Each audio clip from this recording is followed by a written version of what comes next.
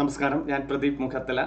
നല്ല രീതിയിൽ പഠിക്കുന്നു എന്ന് വിശ്വസിക്കുന്നു. പരീക്ഷകൾ ഇങ്ങനെ അടുത്ത് കഴിഞ്ഞു. ഓരോ പരീക്ഷകളുടെ നിങ്ങളുടെയൊക്കെ മുമ്പിലേക്ക് വരികയാണ്. നമുക്ക് കുറച്ച് ദിവസവും കൂടെ കിട്ടിയതുകൊണ്ട്, ഒരു മാസം കൂടെ അധികം കിട്ടിയതുകൊണ്ട് കൂടുതൽ ശ്രദ്ധിക്കുക.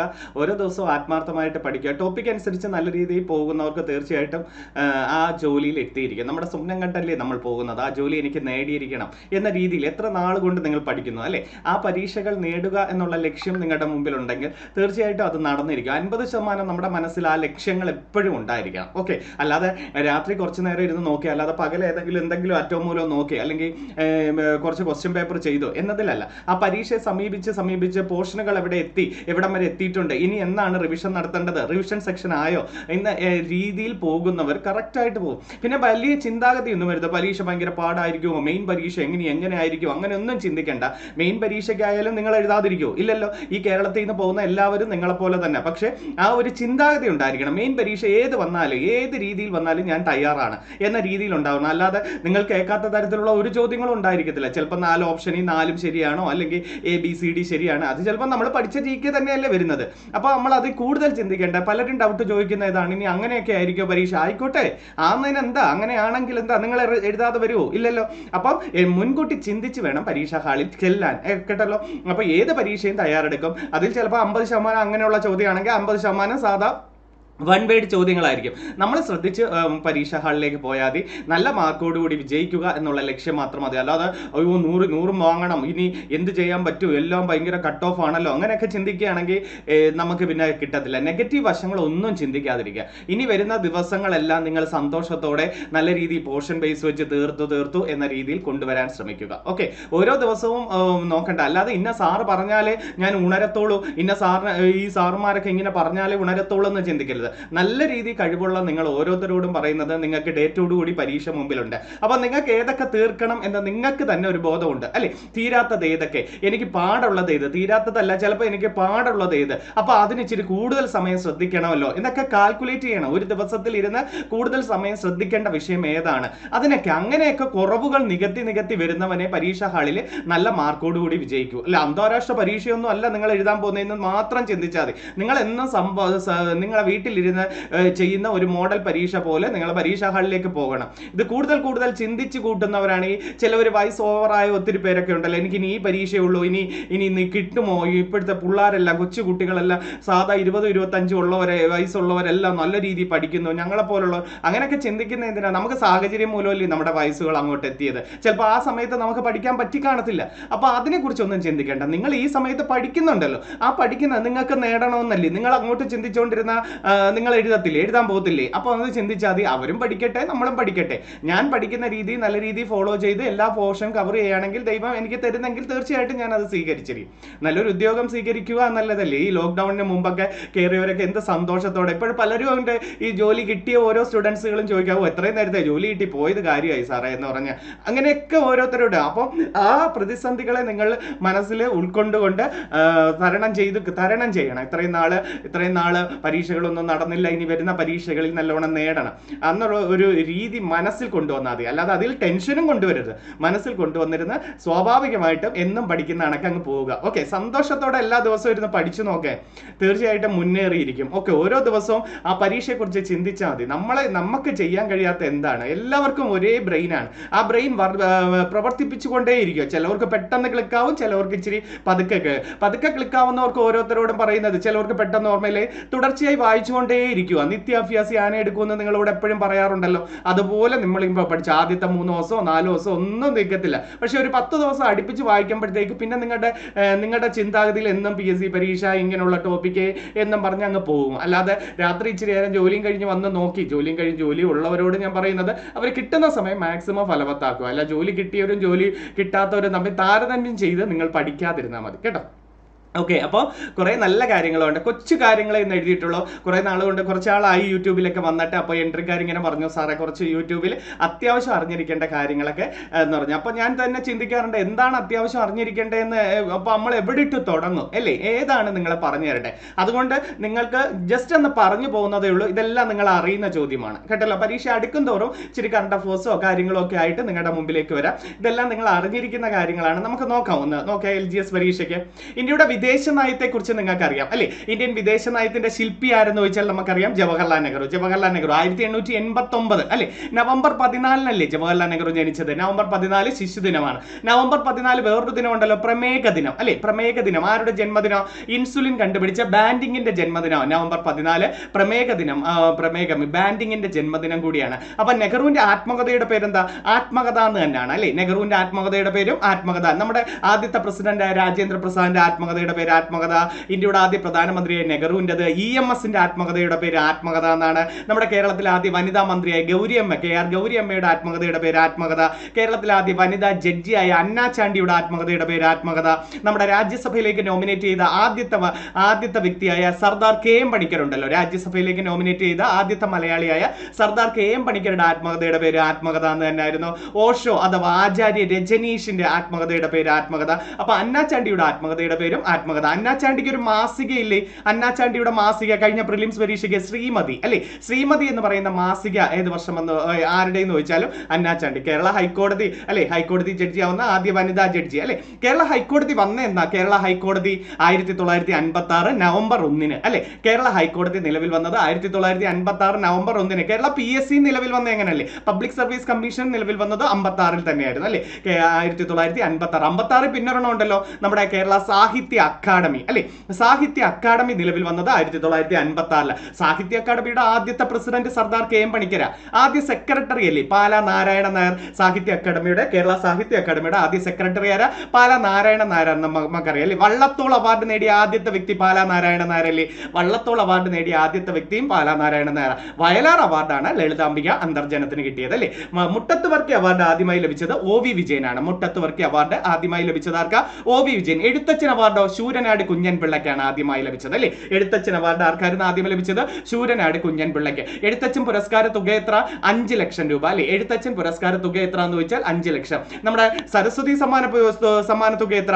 15 ലക്ഷം രൂപയാണ് സരസ്വതി സമ്മാനം. അതൊക്കെ നമുക്ക് അപ്പുറത്തോട്ട് എഴുതിയിട്ടുണ്ട് ഞാൻ. ഇന്ത്യൻ വിദേശ നയത്തിന്റെ ശില്പി നമ്മൾ പോയതല്ലേ നെഹ്റു. 1889 ആനന്ദ് ഭവൻ അല്ലെ. ഉത്തർപ്രദേശിലെ ആനന്ദ് ഭവനാണ് അദ്ദേഹം ജനിച്ചത് അല്ലെ. നെഹ്റു കുടുംബത്തിന്റെ വീട്ടുപേരെന്നൊക്കെ ചോദിച്ചിട്ടുണ്ട്. ആനന്ദ് ആനന്ദ മഠം ഏതാ? നമ്മുടെ വന്ദേ മാതരം എഴുതിയിരിക്കുന്നത് ഏത് കൃതിയിൽ നിന്ന് വെച്ചാൽ ആനന്ദ മഠം. സന്യാസി ഫക്കീർ ലഹളയല്ലേ ആനന്ദ മഠത്തിൽ പ്രതിപാദിക്കുന്നത് അല്ലെ. ബങ്കിം ചന്ദ്ര ചാറ്റർജിയുടെ ആദ്യത്തെ ബംഗാളി നോവൽ ഏതാണ്? ദുർഗേശ നന്ദിനി അല്ലെ. ദുർഗേശ നന്ദിനിയാണ് ആദ്യത്തെ ബംഗാളി നോവൽ എന്ന് പറയുന്നത് അല്ലെ. വന്ദേ മാതരം ആദ്യമായി ആലപിച്ച വർഷം എന്താ? 1896 വന്ദേ മാതരം ആദ്യമായി ആലപിക്കും. INCയുടെ പ്രസിഡന്റ് ആരാ ആ സമയത്ത്? റഹ്മത്തുള്ള സയാനി അല്ലെ. റഹ്മത്തുള്ള സയാനിയാണ് 1896 ആദ്യമായി ആലപിക്കുന്നത്. ജനഗണമന 1911 അല്ലെ. 1911 ജനഗണമന ആദ്യമായി ആലപിക്കുന്നത്. ഓക്കെ, നമുക്ക് തിരിച്ചു വരാം.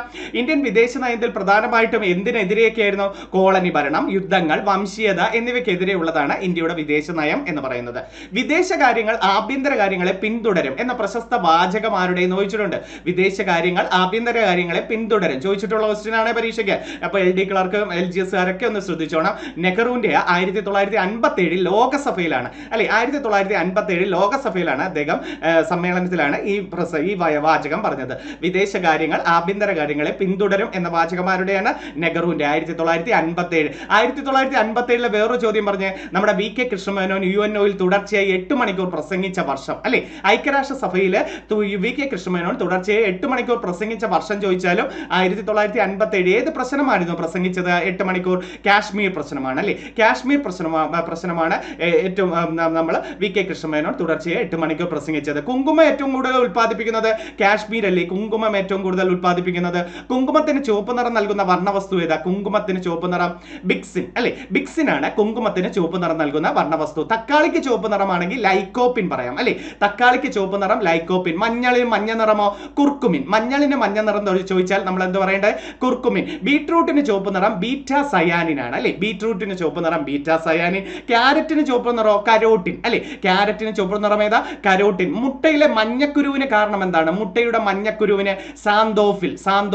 പൂക്കൾക്ക് മഞ്ഞ നിറത്തിന് കാരണവും സന്തോഫിലാണ് കേട്ടോ. പൂക്കളുടെ മഞ്ഞ നിറത്തിന് കാരണം എന്തെന്ന് ചോദിച്ചാലും സാന്തോഫിൽ. പൂക്കൾക്ക് ചുവപ്പ് നിറത്തിന് കാരണം അല്ലെങ്കിൽ പർപ്പിൾ നിറത്തിന് കാരണം എന്താ?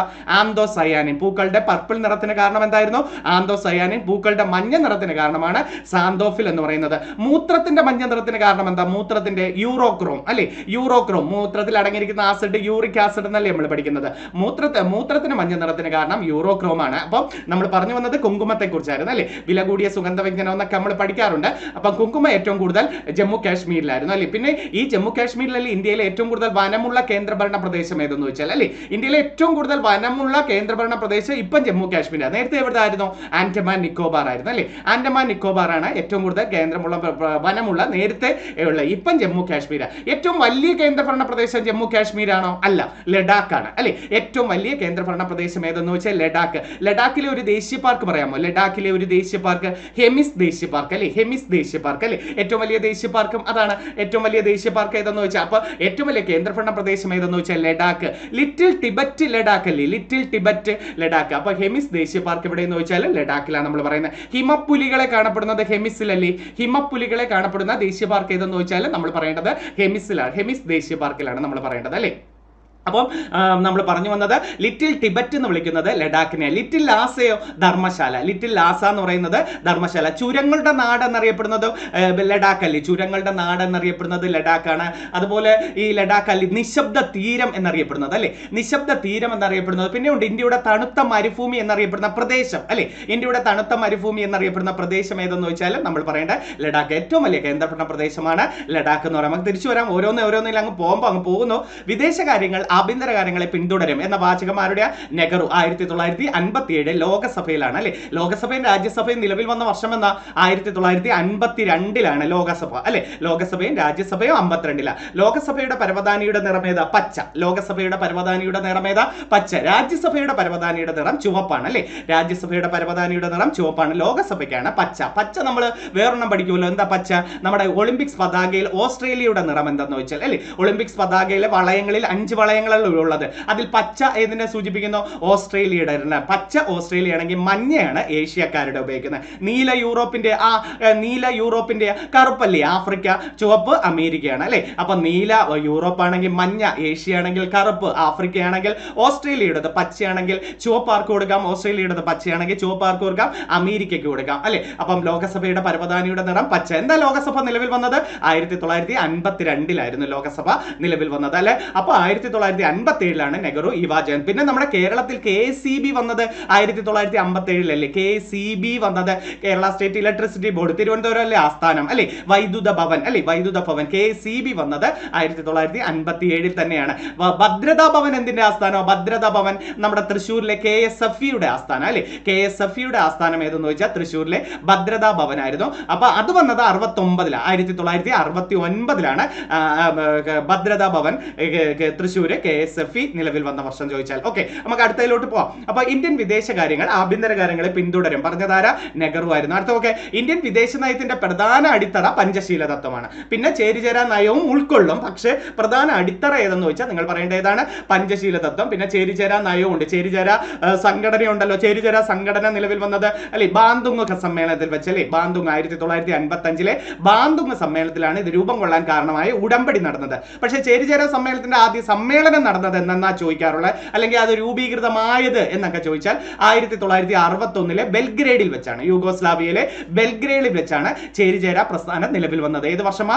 1961 ആദ്യത്തെ സമ്മേളനം ചേരിചേരാ പ്രസ്ഥാനത്തിന് അല്ലെ. ഈ ചേരിചേരാ പ്രസ്ഥാനം എന്ന ആശയം ആരുടെയാ? VK കൃഷ്ണമേനോന്റെ. ചേരിചേരാ പ്രസ്ഥാനം എന്ന ആശയം ആരുടെയായിരുന്നു? VK കൃഷ്ണമേനോൻ അല്ലെ. ഐക്യരാഷ്ട്രസഭയിൽ തുടർച്ചയായി 8 മണിക്കൂർ പ്രസംഗിച്ചതും VK കൃഷ്ണമേനോനാണ്. നമ്മുടെ കേരളത്തിൽ നിന്നും ആദ്യമായിട്ട് പത്മഭൂഷൺ അല്ല പത്മവിഭൂഷൺ ലഭിക്കുന്ന ആദ്യത്തെ മലയാളി ആയിരുന്നു വെച്ചാലും VK കൃഷ്ണമേനോന. പിന്നെയുണ്ട് 2 പ്രാവശ്യം തപാൽ സ്റ്റാമ്പിലൂടെ ആദരിക്കപ്പെട്ട മലയാളി ഇല്ലേ. 2 പ്രാവശ്യം തപാൽ സ്റ്റാമ്പിലൂടെ ആദരിക്കപ്പെട്ട മലയാളി ആരാ? VK കൃഷ്ണമേനോനാണ്. ആദ്യമായി തപാൽ സ്റ്റാമ്പിലൂടെ ആദരിക്കപ്പെട്ട മലയാളി ശ്രീനാരായണ ഗുരു അല്ലെ. രണ്ടാമത്തേതല്ലേ രാജാ രവിവർമ്മ അല്ലെ. തപാൽ സ്റ്റാമ്പിലൂടെ ആദരിക്കപ്പെട്ട രണ്ടാമത്തെ വ്യക്തി ആരാ? രാജാ രവിവർമ്മ. ആദ്യത്തെ വനിത ആരാ? സിസ്റ്റർ അൽഫോൺസാമ അല്ലെ. കോട്ടയം ഭരണങ്ങാനം പള്ളിയുമായി ബന്ധപ്പെട്ട വനിതയാണ് സിസ്റ്റർ അൽഫോൺസാമ. നാണയത്തിലും തപാൽ സ്റ്റാമ്പിലും വന്ന ആ 2 മലയാളികളാണ് നമ്മുടെ ശ്രീനാരായണ ഗുരുവും സിസ്റ്റർ അൽഫോൺസാമേ. നാണയത്തിലും വന്നിട്ടുണ്ട്, തപാൽ സ്റ്റാമ്പിലും പ്രത്യക്ഷപ്പെട്ട 2 മലയാളികളാരായിരുന്നു? ശ്രീനാരായണ ഗുരു ആയിരുന്നു അല്ലേ? ശ്രീനാരായണ ഗുരുവും നമ്മുടെ സിസ്റ്റർ അൽഫോൺസാമേ. അപ്പം ഇന്ത്യൻ വിദേശ നയത്തിന്റെ അടിത്തറ എന്ന് വിളിക്കുന്നത് എന്താ? പഞ്ചശീല തത്വങ്ങൾ. എന്താ പഞ്ചശീല തത്വങ്ങൾ? 1954 ഏപ്രിൽ 29, ഡേറ്റ് തെറ്റരുത്, 1954 ഏപ്രിൽ 24 പഞ്ചശീല തത്വങ്ങൾ. ഇന്ത്യയും ചൈനയും തമ്മിലല്ലേ? ഇന്ത്യൻ പ്രധാനമന്ത്രിയായ ജവഹർലാൽ നെഹ്റുവും ചൈനീസ് പ്രസിഡന്റായ ചൗവൽ ലായും തമ്മിലായിരുന്നു അല്ലേ? ഇന്ത്യൻ പ്രധാനമന്ത്രിയായ ജവഹർലാൽ നെഹ്റുവും ചൈനീസ് പ്രസിഡന്റായ ചൗവലായും തമ്മിലായിരുന്നു പഞ്ചശീല തത്വങ്ങൾ എന്ന് പറയുന്നത്. പ്രധാന കാരണം, ഈ തത്വം രൂപീകരിക്കാനുള്ള പ്രധാന കാരണം എന്തായിരുന്നു? അതിർത്തി തർക്കമാണ്. പഞ്ചശീല തത്വങ്ങൾ എത്ര എണ്ണം ഉണ്ട്? 5 എണ്ണം ഉണ്ട് അല്ലേ? അതേ പേര് തന്നെ ഉണ്ടല്ലോ, പഞ്ചശീലം എന്നല്ലേ? 5 എണ്ണമാണ്. ആ 5 തത്വങ്ങൾ എന്ന് പറയുമ്പോൾ ചിലപ്പോൾ പരീക്ഷയ്ക്ക് ചോദിക്കാം, ഈ തത്വങ്ങളിൽ ഉൾപ്പെടാത്തത് ഏത്? എയും ബിയും ശരിയാണ്, അല്ലെങ്കിൽ ABCD ശരിയാണ് എന്നൊക്കെ പറയാം. അപ്പൊ പഞ്ചശീല തത്വങ്ങളിൽ ഉൾപ്പെടാത്തത് ഏതെന്ന് ചോദിച്ചാൽ നമ്മൾ എന്തൊക്കെ പറയാം? പഞ്ചശീല തത്വങ്ങൾ എത്ര എണ്ണമാണ്? ആ 5 എണ്ണം ഒന്ന് പറഞ്ഞ്. 1, രാജ്യത്തിന്റെ അതിർത്തിയും പരമാധികാരവും സംരക്ഷിക്കുക. അതെ, രാജ്യത്തിന്റെ അതിർത്തിയും പരമാധികാരവും പരസ്പരം അംഗീകരിക്കണം. ഒന്നാമത്തെ നമ്മൾ പഠിച്ച്, രാജ്യത്തിന്റെ അതിർത്തിയും പരമാധികാരവും പരസ്പരം അംഗീകരിക്കണം. 1 പഞ്ചശീല തത്വത്തിൽ 1. രണ്ടാമത്തെയോ? പരസ്പരം ആക്രമിക്കാതിരിക്കുക. പരസ്പരം ആക്രമിക്കാതിരിക്കുക എന്ന് പറയുന്നത് 2ആണ്. മൂന്നാമത്തതോ? ആഭ്യന്തര കാര്യങ്ങളിൽ പരസ്പരം ഇടപെടാതിരിക്കുക. ആഭ്യന്തര കാര്യങ്ങളിൽ പരസ്പരം ഇടപെടാതിരിക്കുക. 3. നാലാമത്തത് സമത്വവും പരസ്പര സഹായവും പുലർത്തുക. സമത്വവും വേണം, പരസ്പര സഹായവും പുലർത്തണം. 5ാമത്തതാണ് സമാധാനപരമായ സഹവർത്തിത്വം ഉണ്ടായിരിക്കണം. ഇത്രയാണ് 5 പഞ്ചശീല തത്വങ്ങൾ എന്ന് പറയുന്നത്. അപ്പം പെട്ടെന്നൊന്ന് പറഞ്ഞു നോക്കി, 5 പഞ്ചശീല തത്വങ്ങൾ ഇതൊക്കെ ഒന്ന് ഓർത്ത് വെച്ചിരിക്കണം. ജസ്റ്റ് നമുക്ക് ഒരു കാണാപ്പാഠം പഠിക്കേണ്ട ഒരു ആവശ്യമില്ല, ഇതൊരു ഐഡിയ ഉണ്ടല്ലേ? 5 എണ്ണം തന്നെ. രാജ്യത്തിന്റെ അതിർത്തിയും പരമാധികാരവും പരസ്പരം അംഗീകരിക്കുക, ഒന്നാമത്തത്. രണ്ടാമത്തത് പരസ്പരം ആക്രമിക്കാതിരിക്കുക. മൂന്നാമത്തത് ആഭ്യന്തര കാര്യങ്ങളിൽ പരസ്പരം ഇടപെടാതിരിക്കുക. നാലാമത്തത് സമത്വവും പരസ്പര സഹായവും പുലർത്തുക. 5ാമത്തത് സമാധാനപരമായ സഹവർത്തിത്വം പാലിക്കുക. സമാധാനപരമായ സഹവർത്തിത്വം പാലിക്കുക. ഇത്രയുമാണ് നമ്മൾ പ്രധാനമായിട്ട് എന്ത് പറയുന്നത്? പഞ്ചശീല തത്വങ്ങൾ. നമുക്ക് 5ാമത്തെ ചോദ്യത്തിലേക്ക് പോകാം. ഇതും വെരി വെരി ഇമ്പോർട്ടന്റ് കേട്ടോ. ഒരു LDCക്ക് പോകുന്നവരൊക്കെ നമ്മൾ പലപ്പോഴും കണ്ടിട്ടുള്ള ചോദ്യമാണ്. ഇന്ത്യയുടെ വിദേശ നയം വൈദേശികമല്ല, അത് പൂർണ്ണമായും സ്വദേശീയവുമാണ്, ഇന്ത്യൻ യാഥാർത്ഥ്യങ്ങളിൽ വേരുറച്ചതുമാണ്. ഈ വാചകം ആരുടെയെന്ന് ചോദിക്കാം. ഇന്ത്യയുടെ വിദേശ നയം വൈദേശികമല്ല, അത് പൂർണ്ണമായും സ്വദേശീയവും ഇന്ത്യൻ യാഥാർത്ഥ്യങ്ങളിൽ വേരുറച്ചതുമാണ്. ഇത് ആരുടെ വാചകമാണ്? IK ഗുജറാളിന്റെയാണ്. IK ഗുജറാളിന്റെ വാചകമാണ്. അത് എത്രയെന്ന് ഓർത്ത് വെച്ചിരിക്കുക. അടുത്ത നമുക്ക് നോക്കാം. വിദേശ നയം രൂപീകരിക്കാൻ നെഹ്റുവിനെ സഹായിച്ച വ്യക്തിയും VK കൃഷ്ണമേനോനാണ്. നേരത്തെ നമ്മൾ പറഞ്ഞു ചേരിചേരാ പ്രസ്ഥാനം എന്ന ആശയം കൊണ്ടുവന്നതും VK കൃഷ്ണമേനോനാണ്. ചേരിചേരാ നമ്മുടെ കേരളത്തിൽ ഒരു ആശയം കൊണ്ടുവന്ന ആരായിരുന്നു? കേരളത്തിലല്ല, ഇന്ത്യയിൽ തന്നെ സൈനിക സ്കൂൾ അല്ലേ? സൈനിക സ്കൂൾ എന്ന ആശയം കൊണ്ടുവന്നത് VK കൃഷ്ണമേനോൻ അല്ലേ? ബാലഭവൻ സ്ഥാപിച്ചതാരാ? ബാലഭവൻ ജവഹർലാൽ നെഹ്റു. നവോദയ വിദ്യാലയങ്ങളോ? രാജീവ് ഗാന്ധി അല്ലേ? നവോദയ വിദ്യാലയങ്ങൾ സ്ഥാപിച്ചത് രാജീവ് ഗാന്ധി, ബാലഭവൻ കൊണ്ടുവന്നത് ജവഹർലാൽ നെഹ്റു, സൈനിക സ്കൂൾ എന്ന ആശയം കൊണ്ടുവന്നത് VK കൃഷ്ണമേനോനാണ്. അതാണ്ട് ഇത് നല്ലൊരു ക്വസ്റ്റ്യൻ. വിദേശ നയം രൂപീകരിക്കാൻ നെഹ്റുവിനെ സഹായിച്ച വ്യക്തിയാരാ? VK കൃഷ്ണമേനോൻ. കോഴിക്കോടുകാരനല്ലേ VK കൃഷ്ണമേനോൻ? നമ്മുടെ വർഗീസ് കുര്യൻ കോഴിക്കോടുകാരനല്ലേ? വർഗീസ് കുര്യൻ. ഓപ്പറേഷൻ ഫ്ലഡ് അല്ലേ? ഓപ്പറേഷൻ ഫ്ലഡ് അല്ലേ? പാലുൽപാദനവുമായി ബന്ധപ്പെട്ട ഓപ്പറേഷൻ ഫ്ലഡിന്റെ വർഷം പറഞ്ഞേ.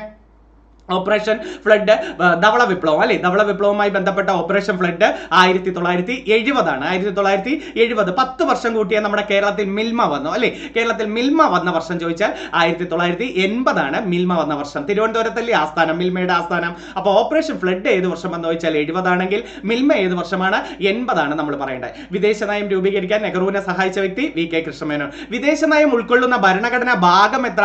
വിദേശ നല്ല ക്വസ്റ്റ്യൻ അല്ലെ? ഭരണഘടനാ ഭാഗം നിർദ്ദേശക തത്വങ്ങൾ. ഭാഗം എന്ന് ചോദിച്ചാൽ 4 അല്ലെ? നിർദ്ദേശക തത്വങ്ങളാണ് ഭരണഘടനയിലെ ഭാഗം എന്ന് പറയുന്നത്. Directive principal. ഭരണഘടനാ ഭാഗം എത്രയാണ്? 4. ഭരണഘടനാ ഭാഗം 3 ഏതാ? മൗലിക അവകാശങ്ങൾ അല്ലെ? 3 മൗലിക അവകാശങ്ങൾ, 4 നിർദ്ദേശക തത്വങ്ങൾ, 4A ആണ് മൗലിക കർത്തവ്യങ്ങൾ. 4A ആണ് മൗലിക കർത്തവ്യങ്ങൾ എന്ന് പറയുന്നത്. അപ്പൊ നിർദ്ദേശക തത്വങ്ങൾ ആർട്ടിക്കിൾ എവിടെ മുതൽ എവിടം വരെയാ? 36 മുതൽ 51 വരെ അല്ലെ? ആർട്ടിക്കിൾ എത്ര മുതലാണ്? 36 മുതൽ 51 വരെയാണ് നിർദ്ദേശക തത്വങ്ങൾ. ഏത് രാജ്യത്ത് നിന്നാണ് നിർദ്ദേശക തത്വങ്ങൾ കടമെടുത്തത്? അയർലൻഡിൽ നിന്നാണ്. അയർലൻഡ്. പക്ഷെ ആദ്യം കൊണ്ടുവന്നത് നിർദ്ദേശക തത്വങ്ങൾ അവരാണോ? അല്ല, സ്പെയിൻകാരാണ് ആദ്യമായിട്ട് ലോകത്ത് ഇത് അവതരിപ്പിച്ചത്. പക്ഷെ ഇന്ത്യ കടമെടുത്തിരിക്കുന്നത് അയർലൻഡിൽ നിന്നാണ്. ഇന്ത്യ കടമെടുത്തിരിക്കുന്നത് എവിടെ നിന്നാണ്? അയർലൻഡിൽ നിന്നാണ്. സ്പെയിൻകാരാണ് ആദ്യമായിട്ട് കൊണ്ടുവന്നത് എന്ന് പറയുന്നത്. പിന്നെ ഈ ഭരണഘടനയുടെ 37ാം വകുപ്പ് അനുസരിച്ച് മാർഗനിർദ്ദേശ തത്വങ്ങൾ ന്യായവാദത്തിന് അർഹമല്ല. വെരി വെരി ഇമ്പോർട്ടന്റ് കേട്ടോ. മാർഗനിർദ്ദേശ തത്വങ്ങൾ ന്യായവാദത്തിന് അർഹമല്ല എന്ന് പറയുന്നത് ആർട്ടിക്കിൾ എത്രയാണ്? 37 37-ാം വകുപ്പ് അനുസരിച്ചാണ്. അത് നല്ലൊരു ക്വസ്റ്റ്യൻ ആണ്. 37-ാം വകുപ്പ് അനുസരിച്ച്. പിന്നെ നമുക്കൊരു സപ്രു കമ്മിറ്റി ഉണ്ടല്ലോ. സപ്രു എന്താ? നിർദ്ദേശക തത്വങ്ങൾ ഭരണഘടനയിൽ ഉൾപ്പെടുത്താൻ ശുപാർശ ചെയ്ത കമ്മിറ്റി. ഏതാ? സപ്രു കമ്മിറ്റി. നിർദ്ദേശക തത്വങ്ങൾ ഭരണഘടനയിൽ ഉൾപ്പെടുത്താൻ നിർദ്ദേശിച്ച കമ്മിറ്റി ഏതാണ്? സപ്രു കമ്മിറ്റി. 36 മുതൽ 59 വരെയാണ് ഏതാണ് നിർദ്ദേശക തത്വങ്ങൾ എന്ന് പറയുന്നത്. എല്ലാം കൂടെ പറയാനേ പറ്റത്തില്ല. ഒത്തിരി ഇത്രയും കൂടെ പറയുമ്പോൾ നമ്മുടെ പോഷണം ഒന്നുകൂടെ നല്ല രീതിയിൽ പഠിച്ചു വെച്ചിരിക്കണം. നമ്മുടെ ഗാന്ധിജിയുടെ ക്ഷേമരാഷ്ട്ര സങ്കല്പം ഉൾക്കൊള്ളിച്ചിരിക്കുന്നത് ഭരണഘടനയുടെ ഏത് ഭാഗത്തിലാണെന്ന് ചോദിച്ചാലും നിർദ്ദേശക തത്വങ്ങൾ പറയാം അല്ലേ. ഗാന്ധിജിയുടെ ക്ഷേമരാഷ്ട്ര സങ്കല്പമൊക്കെ 39A-യും 39D-യും ഒക്കെ ഫേമസ് ആണ് നിർദ്ദേശക തത്വങ്ങൾ. എന്താ 39A എന്ന് പറയുന്നത്? തുല്യനീതിയും പാവപ്പെട്ടവർക്ക് സൗജന്യ നിയമസഹായവും അല്ലെ. 39A ആണ് തുല്യനീതിയും പാവപ്പെട്ടവർക്ക് സൗജന്യ നിയമസഹായവും നൽകുന്നത് 39A ആണെങ്കിൽ 39D എന്ന് പറയാം. 39D തുല്യ ജോലിക്ക് തുല്യ വേതനം. തുല്യ ജോലിക്ക് തുല്യ വേതനം. ഇതെല്ലാം നിർദ്ദേശക തത്വത്തിലാണ് പറയുന്നത്. തുല്യ ജോലിക്ക് തുല്യ വേതനം പറയുന്നത് 39D ആണ്. 40 ഒക്കെ നമുക്കറിയാം. എന്താ 40? പഞ്ചായത്ത് അല്ലെ. പഞ്ചായത്ത് രൂപീകരണം 40 ആണെങ്കിൽ തൊഴിലാളികളുടെ ജീവിത വരുമാനമാണ് 43. തൊഴിലാളികളുടെ ജീവിത വരുമാനം എത്രയാണ്? 43 ആണ്. 44 അല്ലേ ഏകീകൃത സിവിൽ കോഡ്. ഏകീകൃത സിവിൽ കോഡിനെ കുറിച്ച് പറയുന്നത് ഏതാ? 44. ഏകീകൃത സിവിൽ കോഡ് ഉണ്ടായിരുന്ന ഇന്ത്യൻ സംസ്ഥാനം ഏതായിരുന്നു? ഗോവയാണ്. ഗോവയുടെ തലസ്ഥാനം ഏതാ? പനാജി. ഗോവയുടെ തലസ്ഥാനം ഏതാ? പനാജി. ഈ പനാജിയുടെ പിൻകോഡ് അല്ലായിരുന്നു അന്റാർട്ടിക്കയിൽ ഉപയോഗിച്ചുകൊണ്ടിരുന്നത്? അന്റാർട്ടിക്കൽ അല്ലേ. ദക്ഷിണ ഗംഗോത്രി. അന്റാർട്ടിക്കയിൽ ആദ്യത്തെ പോസ്റ്റ് ഓഫീസ് വന്നാലും എന്താ ഇപ്പം ഇന്ത്യക്ക് വെളിയിൽ ആദ്യത്തെ പോസ്റ്റ് ഓഫീസ് വരുന്നത് അന്റാർട്ടിക്കയിലാണ്. അന്റാർട്ടിക്കയിലെ പോസ്റ്റ് ഓഫീസിന്റെ പിൻകോഡ് എവിടുത്തെ ആയിരുന്നു? പനാജിയുടെ ആയിരുന്നു അല്ലെ. ഗോവയുടെ തലസ്ഥാനമാണ് പനാജി എന്ന് പറയുന്നത്. ഗോവയുടെ ജീവൻ രേഖ ഏതാ? മാൻഡോവി. ഗോവയുടെ ജീവൻ രേഖ എന്നറിയപ്പെടുന്ന നദി ഏതാ? മാൻഡോവി. സിക്കിമിന്റെ ജീവൻ രേഖയാണ് ടീസ്റ്റ അല്ലെ. ഇന്ത്യയിലെ ഏറ്റവും വേഗത്തിൽ ഒഴുകുന്ന നദി ഏതെന്ന് ചോദിച്ചാലും നമ്മൾ പറയുന്നത് ടീസ്റ്റയാണ്. ഇന്ത്യയിലെ ബംഗാളിന്റെ ദുഃഖം ഏതാ? ദാമോദർ. ബംഗാളിന്റെ ദുഃഖം ഏതാ? ദാമോദർ ആണ് അല്ലെ. കെ ദാമോദർ. നമ്മൾ ഒരെണ്ണം ഉണ്ടല്ലോ Kerala Karl Marx. Kerala Marx എന്നറിയപ്പെടുന്നത് കെ ദാമോദരനല്ലേ. മലയാളത്തിലെ ആദ്യത്തെ രാഷ്ട്രീയ നാടകമായ പാട്ടബാക്കി എഴുതിയത് അല്ലെ. മലയാളത്തിലെ ആദ്യത്തെ രാഷ്ട്രീയ നാടകമായ പാട്ടബാക്കി എഴുതിയത് കെ ദാമോദരനല്ലേ. അപ്പൊ കേരള കാറൽ മാക്സ് എന്ന് വിളിക്കുന്നത് കെ ദാമോദരനെ. കേരള വോൾട്ടയർ എന്ന് വിളിക്കുന്ന ആരെയാ? കേരള വോൾട്ടയർ സ്വദേശാഭിമാനി രാമകൃഷ്ണപിള്ളയാണ് അല്ലെ. കേരളൻ എന്ന അപരനാമവും സ്വദേശാഭിമാനിക്കുണ്ട്. കേരളൻ എന്ന അപരനാമം ആരുടെ എന്ന് വെച്ചാൽ സ്വദേശാഭിമാനി രാമകൃഷ്ണപിള്ള. അദ്ദേഹത്തിന് ഒരു മാസിക തന്നെ കേരളൻ എന്നുണ്ട് അല്ലേ. സ്വദേശാഭിമാനി രാമകൃഷ്ണപിള്ളയെ നാടുകടത്തിയ വർഷം പറഞ്ഞ് 1910 സെപ്റ്റംബർ 26 അല്ലേ. 1910 സെപ്റ്റംബർ 26 ശ്രീമൂലം തിരുനാളിന്റെ കാലത്ത് പി രാജഗോപാലാചാരി ആയിരുന്നു അദ്ദേഹത്തെ നാടുകടത്തുന്നത് അല്ലേ. സ്വദേശാഭിമാനി പത്രത്തിന്റെ സ്ഥാപകൻ വക്കം അബ്ദുൽ ഖാദർ മൗലവി.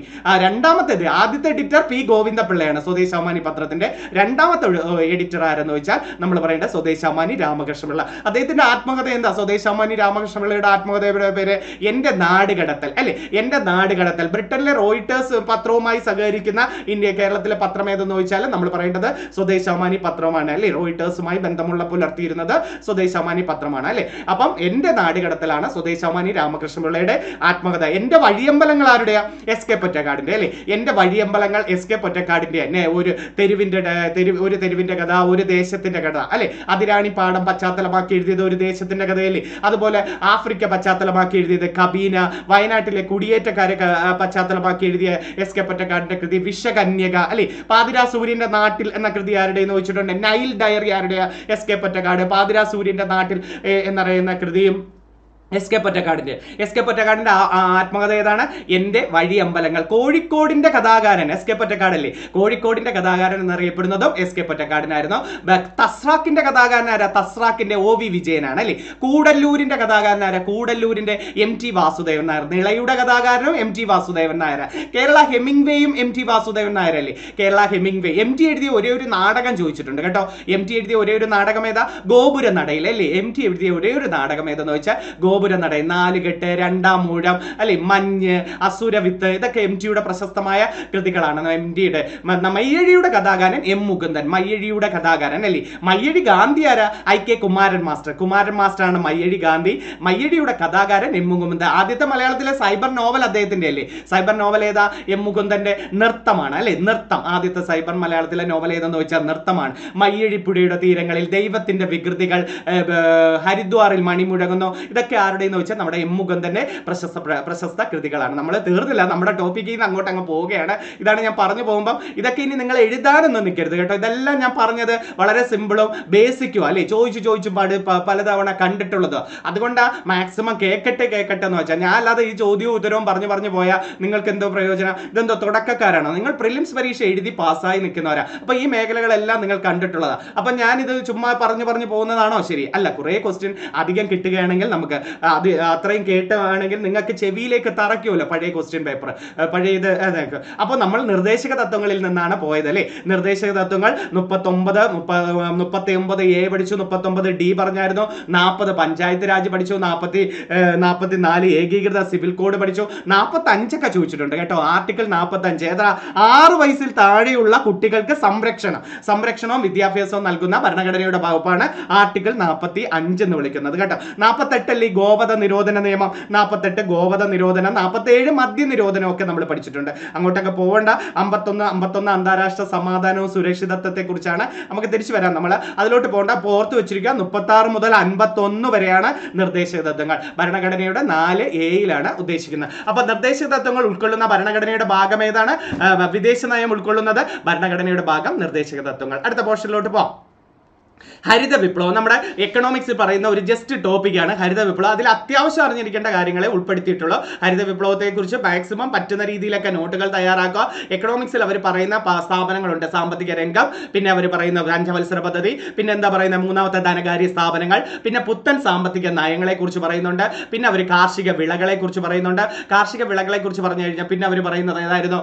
കാർഷിക വിളകൾ, ധാതുക്കൾ, ഹരിത വിപ്ലവം. ഇത്രയും പോർഷൻ, നീതി ആയോഗ്, ആസൂത്രണ കമ്മീഷൻ, ഇത്രയും പോർഷൻ എക്കണോമിക്സ് പറയുന്നുണ്ട്. അപ്പൊ അത് ഓരോ പോർഷനുകളും നല്ല രീതിയിൽ കവർ ചെയ്യുക. പിന്നെ മൊത്തത്തിൽ അല്ലാതെ നമ്മൾ LDC ബുക്കുകൾ പഴയൊക്കെ ഇരിപ്പിട്ടുണ്ടല്ലോ. എക്കണോമിക്സിൽ എന്തൊക്കെ നികുതികളെ കുറിച്ച് പഠിക്കണമെങ്കിൽ നികുതികൾ, GST കുറിച്ച് പഠിക്കണം, കറൻസികളെ കുറിച്ച് പഠിക്കണം. ഇതെല്ലാം ഒന്നും കൂടെ റിവിഷൻ നടത്തുന്നത് നല്ലതായിരിക്കും കേട്ടോ. കാർഷിക ഉൽപാദന പുരോഗതിയല്ലേ ഹരിത വിപ്ലവം. ഹരിത വിപ്ലവം ആദ്യമായി ആരംഭിച്ചത് മെക്സിക്കോയിലാണ് അല്ലെ. 1944 ഹരിത വിപ്ലവം ആദ്യമായി ആരംഭിച്ചത് എവിടെയായിരുന്നു? മെക്സിക്കോയിൽ. ഏഷ്യയിൽ എവിടെ ഹരിത വിപ്ലവത്തിന്റെ ഗേഹം? ഫിലിപ്പൈൻസ് ആണ്. ഹരിത വിപ്ലവത്തിന്റെ ഗേഹം എവിടെയെന്ന് ചോദിച്ചാൽ ഏഷ്യയിലെ ഫിലിപ്പൈൻസ് ആണ്. ഫിലിപ്പൈൻസിലെ മനില നമ്മൾ പഠിച്ചിട്ടുണ്ടല്ലോ. എന്താ ഫിലിപ്പൈൻസിലെ മനില? ADB-യുടെ ആസ്ഥാനം അല്ലെ, ഏഷ്യൻ ഡെവലപ്മെന്റ് ബാങ്കിന്റെ ആസ്ഥാനം. ADB-യുടെ ആസ്ഥാനം ഫിലിപ്പൈൻസിലെ മനില. പിന്നെ ഒരെണ്ണം കൂടെ ഉണ്ട്, അന്താരാഷ്ട്ര നെല്ല് ഗവേഷണ കേന്ദ്രം അല്ലെ. അന്താരാഷ്ട്ര നെല്ല് ഗവേഷണ കേന്ദ്രം എവിടെയെന്ന് ചോദിച്ചാലും ഫിലിപ്പൈൻസിലെ മനിലയാണ്. കേന്ദ്ര നെല്ല് ഗവേഷണ കേന്ദ്രം ഒറീസയിലെ കട്ടക്കാണ് അല്ലെ. ഒറീസയിലെ കട്ടക്ക. സുഭാഷ് ചന്ദ്രബോസ് ജനിച്ചത് അവിടെ അല്ലേ? സുഭാഷ് ചന്ദ്രബോസ് ജനിച്ചതും ഒറീസയിലെ കട്ടക്കാണ്. കേന്ദ്ര നെല്ല് ഗവേഷണ കേന്ദ്രവും ഒറീസയിലെ കട്ടക്കാണ്. കട്ടക്കിന്റെ തീരത്ത് കൂടി ഒഴുകുന്ന നദി ചോദിച്ചിട്ടുണ്ടല്ലോ. കട്ടക്കിന്റെ തീരത്തോടെ മഹാനദി അല്ലെ, മഹാനദിയാണ്. ഒറീസയുടെ ദുഃഖം എന്നറിയപ്പെടുന്ന നദിയും മഹാനദിയല്ലേ. ഒറീസയുടെ ദുഃഖം എന്നറിയപ്പെടുന്ന നദിയും മഹാനദിയാണ്. ബീഹാറിന്റെ ദുഃഖമാണ് കോസി അല്ലെ. ഇന്ത്യയുടെ ദുഃഖം എന്ന് ചോദിച്ചാലും കോസി നമുക്ക് പറയാം. ബീഹാറിന്റെ ദുഃഖം ഏതെന്ന് ചോദിച്ചാലും കോസിയാണ്. ഒറീസയുടെ ദുഃഖം ഏതെന്ന് ചോദിച്ചാൽ ബ്രാഹ്മണിയാണ്. ഒറീസയിലെ പ്രധാനപ്പെട്ട ഒരു ഉരുക്ക് നിർമ്മാണശാലയില്ലേ, റൂർക്കേല ഉരുക്ക് നിർമ്മാണശാലയുടെ തീരത്തുകൂടി ഒഴുകുന്ന നദി ചോദിച്ചിട്ടുണ്ട്. അത് ബ്രാഹ്മണി നദിയാണ് കേട്ടോ. റൂർക്കേല ഇരുമ്പുരുക്ക് നിർമ്മാണശാലയുടെ തീരത്തുകൂടി ഒഴുകുന്ന നദി ഏതാ?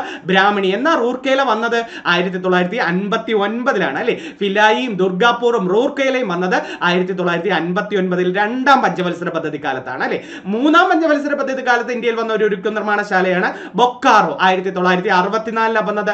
ബൊക്കാറോ വന്ന വർഷം വന്ന 1967. അപ്പൊ ഏഷ്യയിലെ ഫിലിപ്പൈൻസ്. അപ്പൊ ഫിലിപ്പൈൻസിലെ മനില എന്തിന്റെയൊക്കെ ആസ്ഥാനം? ADB-യുടെ ആസ്ഥാനമാണ്. അന്താരാഷ്ട്ര നെല്ല് ഗവേഷണ കേന്ദ്രം എവിടെയെന്ന് ചോദിച്ചാലും നമ്മൾ പറയേണ്ടത് ഏതാ? ഫിലിപ്പൈൻസിലെ മനില. നെല്ല് കൃഷിക്ക് അനുയോജ്യമായ മണ്ണ് ഏതാണ്? നെല്ല് കൃഷിക്കും ഗോതമ്പ് കൃഷിക്കും ഒക്കെ അനുയോജ്യമായ മണ്ണ് എക്കൽ മണ്ണാണ്. ഇന്ത്യയിലെ ഏറ്റവും കൂടുതലുള്ള മണ്ണും എക്കൽ മണ്ണല്ലേ. നെല്ല് കൃഷിക്ക് അനുയോജ്യമായ മണ്ണും എക്കൽ. നെല്ല് ഏറ്റവും കൂടുതൽ ഉത്പാദിപ്പിക്കുന്നത് ആരാണ്? നെല്ല് ഏറ്റവും കൂടുതൽ ഉത്പാദിപ്പിക്കുന്നത് ചൈനക്കാരാണ്. പക്ഷെ അരി ഏറ്റവും കൂടുതൽ കയറ്റുമതി ചെയ്യുന്ന രാജ്യം ഇന്ത്യക്കാരാണ്. അപ്പൊ ഏറ്റവും കൂടുതൽ ആളുകൾ ലോകത്ത് ഉപയോഗിക്കുന്നത് ഏത് ധാന്യമാണെന്ന് ചോദിച്ചാൽ നമ്മൾ പറയേണ്ടത് നെല്ലാണ്. ആളുകൾ എന്ന് പറയുമ്പോൾ നമുക്ക് തന്നെ അറിയാം, ചൈനയിലും ഇന്ത്യയിലും ഒക്കെ ഏറ്റവും കൂടുതലാണല്ലോ ആൾക്കാർ. അപ്പൊ അരി ഏറ്റവും കൂടുതൽ ഉത്പാദിപ്പിക്കുന്ന രാജ്യം ചൈനയാണെങ്കിലും കയറ്റുമതി ചെയ്യുന്ന രാജ്യം ഏതായിരുന്നു? ഇന്ത്യയാണ് നമ്മൾ പഠിച്ചിട്ടുള്ളത് അല്ലേ. അതുപോലെ ഇന്ത്യയിൽ ഏത് സംസ്ഥാനത്ത് അരി ഏറ്റവും കൂടുതൽ? പശ്ചിമ ബംഗാൾ അല്ലേ. ഇന്ത്യയിൽ ഏറ്റവും കൂടുതൽ അരി കയറ്റുമതി ചെയ്യുന്നത് എവിടെ? പശ്ചിമ ബംഗാൾ. പക്ഷെ ഇന്ത്യയുടെ നെല്ലറ എന്നറിയപ്പെടുന്നത് ആന്ധ്രാപ്രദേശ് അല്ലെ. ഇന്ത്യയുടെ അരി ഏറ്റവും കൂടുതൽ ഉത്പാദിപ്പിക്കുന്ന സംസ്ഥാനം ചോദിച്ചാൽ പശ്ചിമ ബംഗാളാണ്. ഇന്ത്യയുടെ നെല്ലറ എന്നറിയപ്പെടുന്നത് ഏതാണ്? ഇന്ത്യയുടെ നെല്ലറ ആന്ധ്രാപ്രദേശാണ് അല്ലെ. ഇന്ത്യയുടെ നെല്ലറ എന്നറിയപ്പെടുന്നത് ആന്ധ്രാപ്രദേശാണ്. ദക്ഷിണേന്ത്യയുടെ നെല്ലറ എന്ന് വിളിക്കുന്നത് തഞ്ചാവൂരാണ്. ദക്ഷിണേന്ത്യയുടെ നെല്ലറ എന്ന് പറയുന്നത്. മധ്യ ഇന്ത്യയുടെ നെല്ലറ ഏതാ? ഛത്തീസ്ഗഡ് അല്ലേ. മധ്യ ഇന്ത്യയുടെ നെല്ലറ എന്നറിയപ്പെടുന്നത് ഛത്തീസ്ഗഡ്.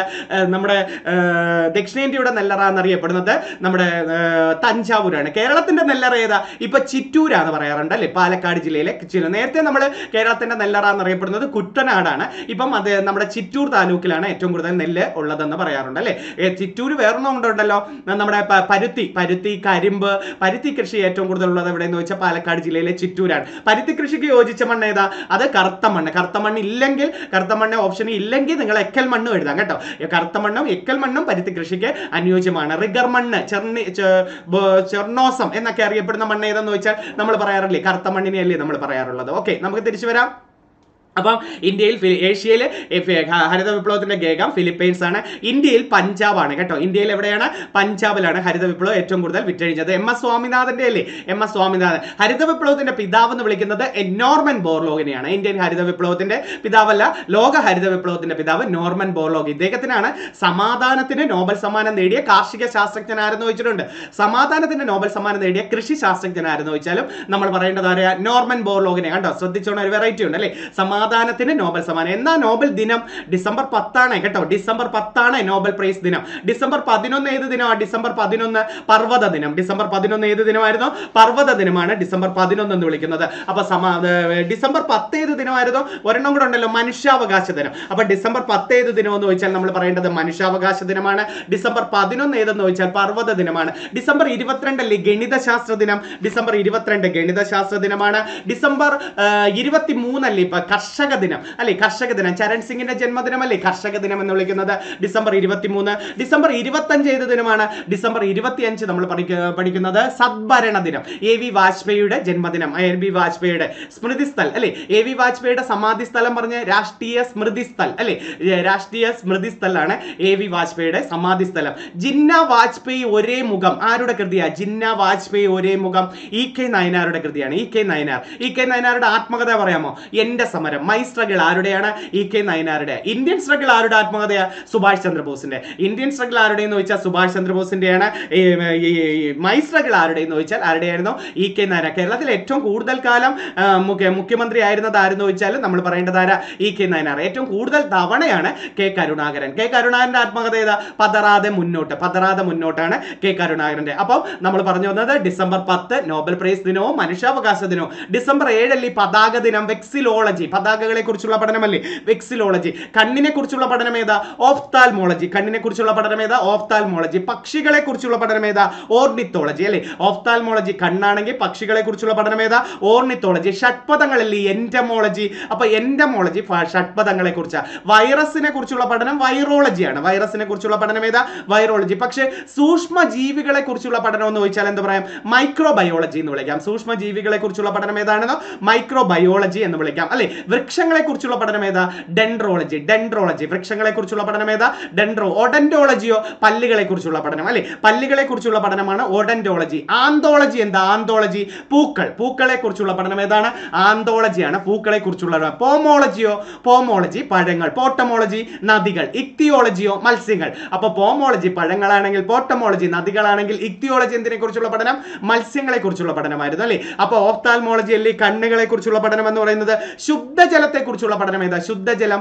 ലിംനോളജി അല്ലെ. ലിംനോളജി. തടാകങ്ങളെ കുറിച്ചുള്ള പഠനം ചോദിച്ചാൽ നമ്മൾ ലിംനോളജിയാ പറയേണ്ടത്. ശുദ്ധജലങ്ങളെ കുറിച്ചുള്ള പഠനവും ലിംനോളജി. കരളിനെ കുറിച്ചുള്ള പഠനവും ഹെപ്പറ്റോളജി. ഹെർപ്പറ്റോളജി അല്ല, ഹെപ്പറ്റോളജി. കരൾ അല്ലെ. കരളിന് ഉരകങ്ങളാകുമ്പോഴാണ് നമ്മൾ പറയേണ്ടത് ഹെർപ്പറ്റോളജി. ഉറുമ്പുകളെ കുറിച്ചുള്ള പഠനം പറഞ്ഞേ. ഉറുമ്പുകൾ. മിർമിക്കോളജി. അപ്പൊ ഉറുമ്പുകളെ കുറിച്ചുള്ള പഠനം ഏതാ? മിർമിക്കോളജി. ചിലന്തിയാണ് അരാക്കിനോളജി. ചിലന്തിയെ കുറിച്ചുള്ള പഠനം ഏതാ?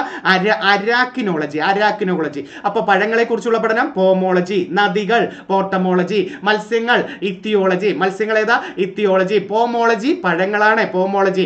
പെഡോളജി ചോദിച്ചിട്ടുണ്ട്. പെഡോളജി മണ്ണിനെ കുറിച്ചുള്ള പഠനം അല്ലേ. പെഡോളജി ഏതാ? മണ്ണിനെ കുറിച്ചുള്ള പഠനം. തലച്ചോറല്ലേ ഫ്രിനോളജി. തലച്ചോറിനെ കുറിച്ചുള്ള പഠനം ഫ്രിനോളജി ആണെങ്കിൽ തലയോടിനെ കുറിച്ചുള്ള പഠനമാണ് ക്രേനിയോളജി അല്ലേ. ക്രേനിയോളജിയാണ് തലയോടിനെ കുറിച്ചുള്ള. കാർഡിയോളജി എന്താ? കാർഡിയോളജി ഹൃദയത്തെ കുറിച്ചുള്ള പഠനമാണ് അല്ലേ. കാർഡിയോളജി ഹൃദയത്തെ കുറിച്ചുള്ള ആ ഓളജികളെല്ലാം ഒന്ന് പഠിച്ചുകൊണ്ട് പോകണം കേട്ടോ. മാമോളജി ഒക്കെ ചോദിച്ചിട്ടുണ്ട്. മാമോളജി ഷഡ്പദങ്ങളെ കുറിച്ചുള്ള പഠനം ഏതെന്ന് ചോദിച്ചാൽ നമ്മൾ പറയേണ്ടത് മാമോളജിയാണ്. നമുക്ക് തിരിച്ചു വരാം, നമ്മൾ 2ാം ഘട്ടത്തിലേക്ക് ആയുള്ളൂ. അപ്പം നമ്മൾ എന്തിനാ പോയത്? നോബൽ പ്രൈസ് ചെയ്യുന്ന പോയത് അല്ലേ. പിതാവ് നോർമൻ ബോർലോഗ്, ഹരിത വിപ്ലവത്തിന്റെ ഇന്ത്യൻ ഹരിത വിപ്ലവത്തിന്റെ പിതാവ് MS സ്വാമിനാഥൻ. അദ്ദേഹം തമിഴ്നാടുകാരനാണ് കേട്ടോ. MS Swaminathan foundation research station ഒക്കെ ചെന്നൈയിലൊക്കെ ഉണ്ട് കേട്ടോ. നമ്മുടെ വയനാട്ടിലും അതുപോലെ ഒരെണ്ണമുണ്ട്. MS Swaminathan foundation research station എവിടെയാണ്? തമിഴ്നാട്ടിലാണ് കേട്ടോ. ഇന്ത്യൻ ഹരിത വിപ്ലവം അദ്ദേഹത്തിന്റെ ജന്മനാട് തന്നെ തമിഴ്നാടാണ്. കൂടുതലും പ്രവർത്തന മേഖലയൊക്കെ നമ്മുടെ കേരളത്തിലും ഹരിത വിപ്ലവം മങ്കൊമ്പ് ഇവിടെയൊക്കെ പട്ടാമ്പിയിലൊക്കെ അദ്ദേഹത്തിന്റെ പ്രവർത്തന മേഖലകൾ ഉണ്ടായിരുന്നു. ഇന്ത്യൻ ഹരിത വിപ്ലവത്തിന്റെ നായകൻ എന്ന് വിളിച്ച ഡോക്ടർ MB സിംഗ് ആണ് അല്ലെ. ഹരിത വിപ്ലവത്തിന്റെ നായകനാര MB സിംഗ്. ക്വിറ്റ് ഇന്ത്യ സമരത്തിന്റെ നായകനാര്?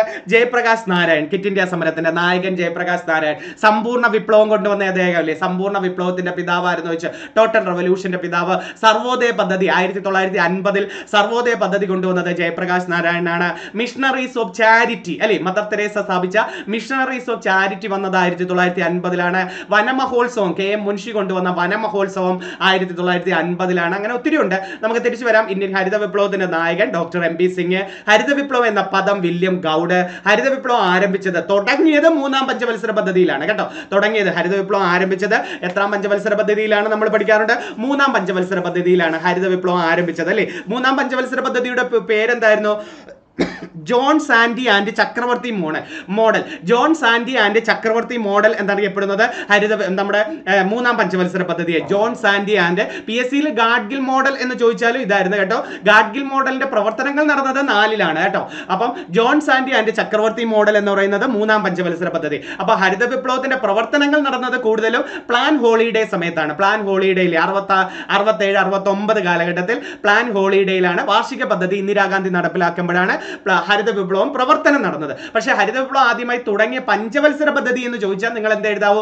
3-ാം പഞ്ചവത്സര പദ്ധതിയെ എഴുതാവൂ അല്ലെ. ഭക്ഷ്യോൽപാദനവും വ്യാവസായിക സ്വാശ്രയത്വവും അല്ലെ 3-ാം പഞ്ചവത്സര പദ്ധതിയുടെ പ്രധാന ലക്ഷ്യം എന്ന് പറയുന്നത്. പക്ഷെ അത് പരാജയമല്ലായിരുന്നോ?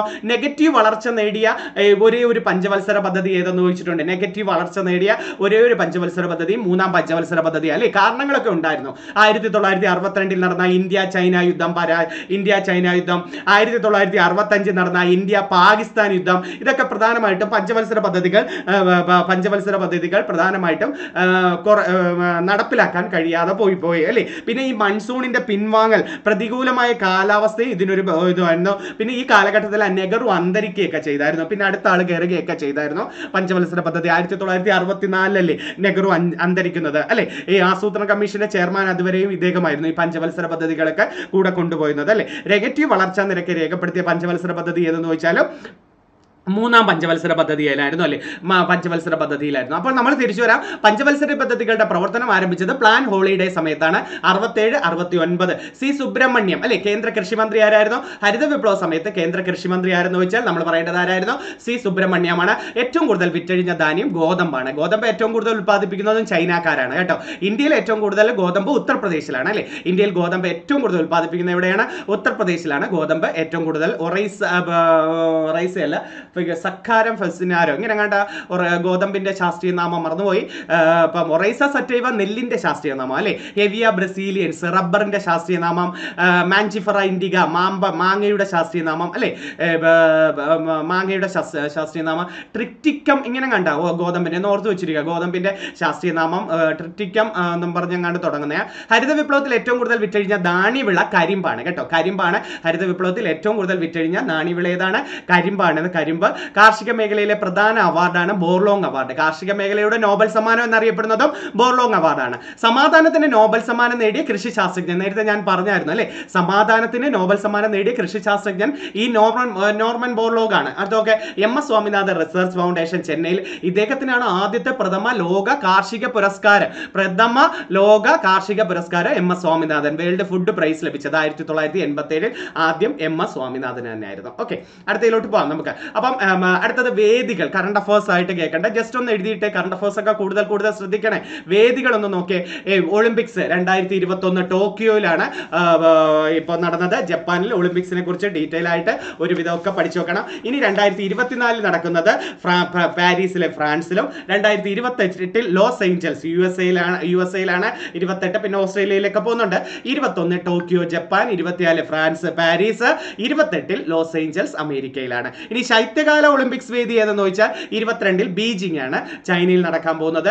Milan Cortina 26 Milan Cortina Italy, ഓർത്ത് വെച്ചിരിക്കുക. യൂത്ത് ഒളിമ്പിക്സ് ആകുമ്പോൾ 2022 സെനഗൽ അല്ലെ, സെനഗലിലാണ് ഡാർക്കർ എന്ന് പറയുന്ന സ്ഥലത്ത്. 22 26 മാറ്റി വെച്ചിരിക്കുകയാണ്. 22 എന്ന് പറഞ്ഞാൽ 26 യൂത്ത് ഒളിമ്പിക്സ് മാറ്റി വെച്ചിരിക്കുകയാണ്.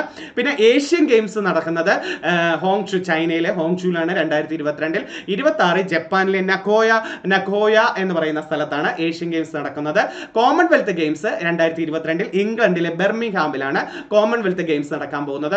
കോപ്പ അമേരിക്ക ഇപ്പം കഴിഞ്ഞ കോപ്പ അമേരിക്ക ബ്രസീലിലാണ് അല്ലെ. കോപ്പ അമേരിക്ക ബ്രസീൽ, കൊളംബിയ അർജന്റീനയിലൊക്കെ ആയിരുന്നു, അത് മാറ്റിവെച്ച് ബ്രസീലിൽ വെച്ചാണ് കോപ്പ അമേരിക്ക ഫുട്ബോൾ നടക്കുന്നത്. 24 ഇക്കഡോറിൽ വെച്ചാണ്. 24 ഇനി കോപ്പ അമേരിക്ക ഫുട്ബോൾ എവിടെ? ഇക്കഡോറിൽ വെച്ചാണ്. ലോകകപ്പ് ഫുട്ബോൾ 2022 ഇനി ഖത്തറിൽ വെച്ച് നടക്കും. 26 കാനഡ, അമേരിക്ക, മെക്സിക്കോ എല്ലാവരും മൂന്നിടത്തും കൂടെ ആയിട്ടാണ് 26 ലോകകപ്പ് ഫുട്ബോൾ നടക്കുന്നത്. ഈ ലോകകപ്പ് ക്രിക്കറ്റ് നടക്കുന്നത് ലോകകപ്പ് ക്രിക്കറ്റ് നടക്കുന്നത് പ്രധാനമായിട്ടും ഇന്ത്യയിൽ വെച്ചാണ്. 2020 ക്രിക്കറ്റിന്റെ വേദി ഇപ്പം മാറ്റിയായിരുന്നു. ഇന്ത്യയിലായിരുന്നു, യു എ ഒമാനുമായിട്ടാണ് ഇന്ത്യയിലെ വെച്ച് നടക്കുന്നതാണ് അങ്ങോട്ട് മാറ്റി വെച്ചിരിക്കുന്നത്. 21 22 ഓസ്ട്രേലിയയിലാണ്. 22 ഓസ്ട്രേലിയ. വനിതാ 2020 ലോകകപ്പ് ക്രിക്കറ്റ് ന്യൂസിലൻഡിലാണ്. വനിതാ 2020 ലോകകപ്പ് ക്രിക്കറ്റ് ന്യൂസിലൻഡ്. ലോകകപ്പ് ഹോക്കി നടക്കുന്നത്, ലോകകപ്പ് ഹോക്കി 2023 പുരുഷ ഹോക്കി ആണെങ്കിൽ നമ്മുടെ ഒഡീഷയിൽ വെച്ച് നടക്കുന്നുണ്ട്. 23 സ്പെയിനിലും നെതർലൻഡ്സുമായിട്ടാണ് വനിതാ ലോകകപ്പ് ഹോക്കി നടക്കുന്നത്. അതൊന്ന് ഓർത്ത് വെച്ചിരിക്കുക. നാഷണൽ ഗെയിംസ് 2021 37ാമത് നടത്തേണ്ടത് ഛത്തീസ്ഗഡ്, 22 ഉത്തരാഖണ്ഡില്, 23 മേഘാലയയിലാണ് നാഷണൽ ഗെയിംസ് നടക്കാൻ പോകുന്നത്. അതൊന്ന് റിവിഷൻ നടത്തി വെച്ചിരിക്കുക. പ്രധാനമായിട്ട് ഞാൻ ജസ്റ്റ് ഒന്ന് നിങ്ങൾ ഓർമ്മിപ്പിക്കാൻ വേണ്ടിയുള്ളതാണ്. കറണ്ട് അഫേഴ്സ് ഒക്കെ കോർഡിനേറ്റ് ചെയ്ത് ഒരു ഓർഡറാക്കി അവാർഡുകൾ, ഈ അവാർഡുകൾ ഇന്നത്തെ കാലത്ത് കൊച്ചു അവാർഡുകൾ വരെ പഠിച്ചു വെക്കണം കേട്ടോ. കേശവദേവ് അവാർഡൊക്കെ കഴിഞ്ഞ പ്രിലിംസിന്റെ 5ാം ഘട്ടക്കാർക്ക് ചോദിച്ചു. അതുകൊണ്ട് തകഴി അവാർഡായാലും കേശവദേവ് അവാർഡായാലും ജ്ഞാനപ്പാന പുരസ്കാരമായാലും മൂർത്തിദേവി പുരസ്കാരമായാലും അങ്ങനെയുള്ള കൊച്ചു കൊച്ചു പുരസ്കാരങ്ങൾ വരെ നല്ലൊരു ഓർഡർ. ആദ്യം മേളില് ആദ്യത്തെ ഒരു 5 എണ്ണം, ഒരു 7 എണ്ണം പ്രധാനപ്പെട്ട എഴുതുക. പിന്നെ താഴെ എഴുതി അത് സെപ്പറേറ്റ് മാറ്റണം. ഇപ്പൊ ഇറങ്ങിയ കറണ്ട് അഫേഴ്സ് ബുക്കുകളിലൊക്കെ ധാരാളം ഉണ്ട്. നിങ്ങൾ ഇത് എവിടെ നിന്ന് കിട്ടും എന്ന് ചോദിക്കരുത്. പഠിച്ചുകൊണ്ടിരിക്കുന്ന കുട്ടികൾ അതിന്റെ സോഴ്സുകൾ കണ്ടെത്തും. എന്നിട്ട് ആ ഒരു ബുക്കിലേക്ക് മാറ്റണം. ഇത് വാരി വലിച്ച് എഴുതുകയും ചെയ്യരുത്. മലയാളത്തിലെ അവാർഡുകൾ എന്ന് എഴുതുമ്പോൾ നിങ്ങൾ പലതവണ അത് കണ്ണുകൊണ്ട് കാണുമ്പോഴത്തേക്ക് ആ പേരുകൾ KB ശ്രീദേവി ജ്ഞാനപ്പാന പുരസ്കാരം എന്ന രീതിയിൽ നിങ്ങൾക്ക് മനസ്സിലേക്ക് അങ്ങ് എത്തിക്കോളും കേട്ടോ. അല്ലാതെ അപ്പൊ അതൊരു സെപ്പറേറ്റ് ഒരു 3 പേജ് മാറ്റി വെക്കണം. മലയാളത്തിലെ അവാർഡുകൾ, പിന്നെ മലയാളത്തിലെ അന്താരാഷ്ട്ര സിനിമ അവാർഡ്, അന്താരാഷ്ട്ര ചലച്ചിത്രോത്സവത്തിൽ കിട്ടിയ മലയാളികൾക്ക് കിട്ടിയ പ്രാധാന്യങ്ങൾ. കഴിഞ്ഞ പ്രിലിംസ് പരീക്ഷയ്ക്ക് അങ്ങനെ ചോദിച്ചില്ലേ, ഇനി അങ്ങനെ ചോദിക്കണമെന്നില്ല. എന്നാലും നമ്മൾ ഒരുപടി മുമ്പേ ചിന്തിച്ച് അങ്ങനെയുള്ള കാര്യങ്ങളെല്ലാം കൂടുതൽ ശ്രദ്ധിച്ച് ചെയ്യണം. ഓക്കെ, അടുത്തതിലോട്ട് നോക്കാം. പ്രധാനപ്പെട്ട നൃത്തരൂപങ്ങൾ, നാടകങ്ങൾ. യക്ഷഗാനം കാസർഗോഡ്. യക്ഷഗാനം എവിടെയാണ്? കാസർഗോഡ് അല്ലേ. ബയലാട്ടം എന്നറിയപ്പെടുന്നത് ബയലാട്ടം അല്ലെ, യക്ഷഗാനം അല്ലേ കാസർഗോഡ്. നമ്മുടെ കർണാടകയിലെ നൃത്തരൂപം ഏതെന്ന് ചോദിച്ചാൽ നമ്മൾ പറയേണ്ടത് യക്ഷഗാനമാണ്. അതിൽ കേരളത്തിൽ എവിടെയെന്ന് ചോദിച്ചാൽ നമ്മൾ പറയേണ്ടത് കാസർഗോഡ് ജില്ലയിലാണ് യക്ഷഗാനം എന്ന് വിളിക്കുന്നത് അല്ലെ. യക്ഷഗാനം എന്ന് വിളിക്കുന്നത്. പടയണി പത്തനംതിട്ട ജില്ലയിലെ കടമനിട്ട. പടയണിക്ക് ഉപയോഗിക്കുന്ന വാദ്യം ഏതാ? തപ്പ്. പടയണിക്ക് ഉപയോഗിക്കുന്ന വാദ്യം തപ്പ്.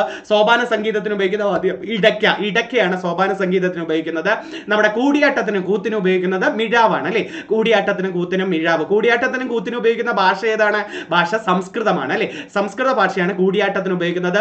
41 ദിവസമാണ് കൂടിയാട്ടം നടത്തുന്നത്. അമ്മന്നൂർ മാധവ ചാക്യാർ അല്ലെ കൂടിയാട്ടത്തിന്റെ കുലപതി എന്ന് വിളിക്കുന്നത് അമ്മന്നൂർ മാധവ ചാക്യാറാണ്. സോപാന സംഗീതത്തിന്റെ കുലപതിയാണ് ഞരളത്ത് രാമപൊതുവാൾ അല്ലെ. തൃത്താല കേശവ പൊതുവാളിന്റെ തായമ്പകയുടെ കുലപതിയാണ് തൃത്താല കേശവ പൊതുവാൾ എന്ന് വിളിക്കുന്നത്. ഞരളത്ത് രാമപൊതുവാളാണ് സോപാന സംഗീതം. കേരളത്തിന്റെ തനതായ സംഗീത ശൈലിയും സോപാന സംഗീതം. അതിനുപയോഗിക്കുന്ന വാദ്യം ഏതാണ്? ഇടയ്ക്കയാണ്. പടയണിക്ക് ഉപയോഗിക്കുന്ന വാദ്യം തപ്പാണ്. കടമനിട്ട. ഈ ഭദ്രകാളി ക്ഷേത്രം, മധ്യ തിരുവിതാംകൂറിലെ ഭദ്രകാളി ക്ഷേത്രങ്ങളിലാണ് പ്രധാനമായിട്ടും പടയണി അവതരിപ്പിക്കുന്നത് കേട്ടോ. പടയണി അവതരിപ്പിക്കുന്നത് കടമനിട്ടയിലാണ്.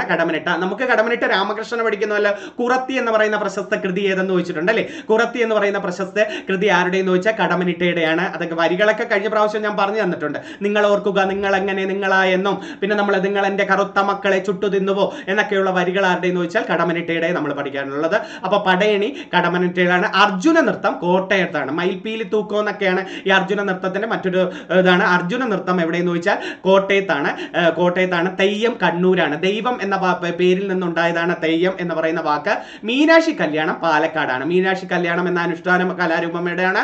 പാലക്കാട് ജില്ലയിലാണ്. വേലകളി ആലപ്പുഴയിലുണ്ട് കേട്ടോ. വേലകളിയുടെ ആലപ്പുഴ. കുതിരകളി മലപ്പുറത്താണ്. കുതിരകളി എന്ന് പറയുന്ന ഒരു അനുഷ്ഠാന കലാരൂപം മലപ്പുറം.